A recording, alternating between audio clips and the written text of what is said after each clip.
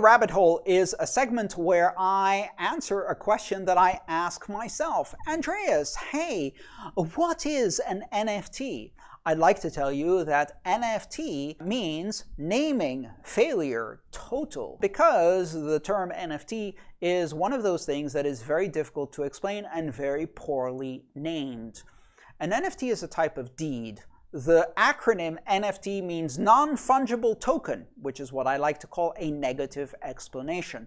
You asked me what is an NFT, I gave you an answer, and now you have two questions because now you don't know what non-fungible token means. I have to explain that and also what fungible means. Fungible means that any unit of, say, a currency is indistinguishable from every other unit of a currency. If you give me a dollar bill, I don't care if the serial number ends in a 2 or a 3 or a 5.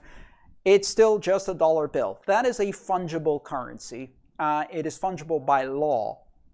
If, however, I give you the title and registration of my current vehicle, then you will say, hey, can I use this to claim ownership to any vehicle? No. You can only claim ownership to the Toyota Corolla that I'm currently driving.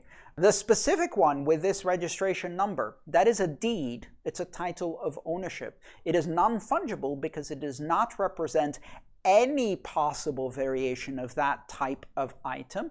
It represents a specific instance. Not any Toyota Corolla, not any car, this car.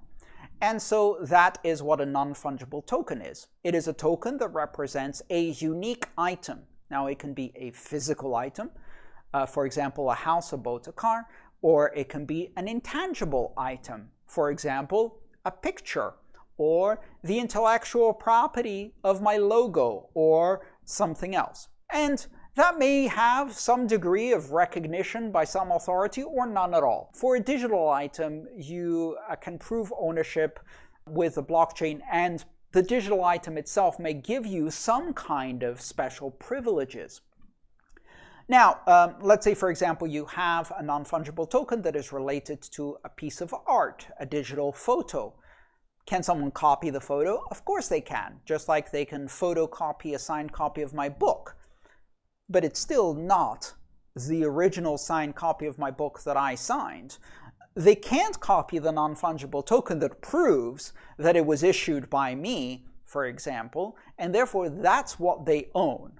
They don't own the digital image because that can be copied. They own the proof that I issued it, which gives them bragging rights. It gives them the ability to say that they are a patron of my work. It gives them the ability to say that they have recorded a unique moment, and that may have meaning or value depending on how you look at this space.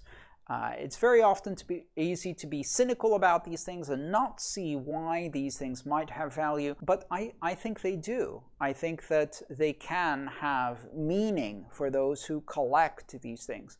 Ultimately, that's what they are, collectibles, but they're programmable collectibles that have special features. For example, let's say I gave out a signed copy of my book as an NFT, and you have the ebook. Well, you can copy the ebook. In fact, it's open licensed, but the NFT proves that you got it from me as the author, and that's the same as me putting an autograph in it. But it doesn't end there. I could make it so that presenting ownership of that NFT, for example, with a digital signature from the same key that owns the NFT, you could gain access to the secret, super duper exclusive, members only area on my website where you could ask me questions. I wouldn't do that, but that's something you could do with an NFT. So you can use it as an access token. Maybe I go and do a concert at Madison Square Garden where I talk about NFTs, and then you can use your ownership of the NFT as a ticket to come and see me. Madison Square Garden, call me if you want to book this, you know. I'll be available. And then you could also use it to do something in the real world. For example, if I represented the title and registration of my Toyota Corolla with an NFT, maybe the NFT could sign a message that starts that car. So effectively, it's also the key. It opens the door and allows you to drive away. So if I transfer ownership of the NFT to you, you can now use that as a digital key to start the car and drive away. So ownership and control over the asset becomes one and the same. And there are many other things. I could also do things like deliver a stream of royalty revenues, dividends, or royalty payments to my audience. So these things are very flexible. They allow us to do things with tokens.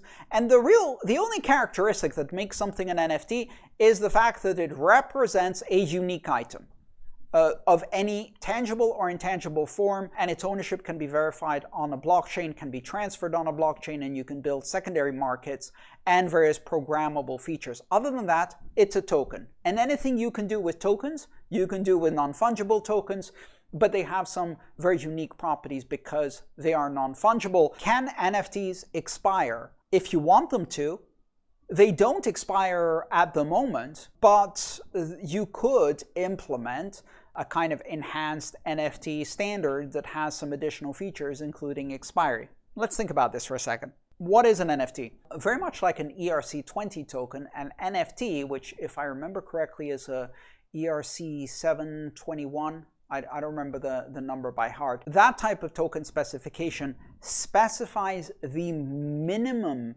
interface available for a token to be compatible with the standard. So it has to support, let's say, 5 different calls that allow you to do certain things with that token. The code base of an NFT or an ERC20 token doesn't have to only restrict itself to the 5 function calls that are defined in the ERC specification. It has to have those so that other applications, exchanges, etc. can interact with these things in a way that is standardized and compatible with all of the available wallets, but you could do more. And many tokens do more things. They have additional capabilities, features, or even limitations, constraints that are implemented in code and with function calls that are outside or extensions of the standard. And those may be further standardized with additional standards or not. They may be custom to a specific NFT. So you could write an NFT that has some additional functions that do things like expiry, and you could implement those functions so that each NFT also has an additional field, which is maybe its expiration date, and then you could check if it's expired or not, and you could limit how the other functions work. So yes, you can do that. That's the interesting thing about programmable smart contracts. Hi, thanks for watching the video. I'm Andreas Antonopoulos. I'm the author of Mastering Bitcoin, Mastering Ethereum, and the Internet of Money series. If you'd like to support my mission of bringing education about Bitcoin and open blockchains to as many people as possible under open, free Creative Commons licenses, please consider subscribing to my channel and supporting me on patreon.com/AANTONOP.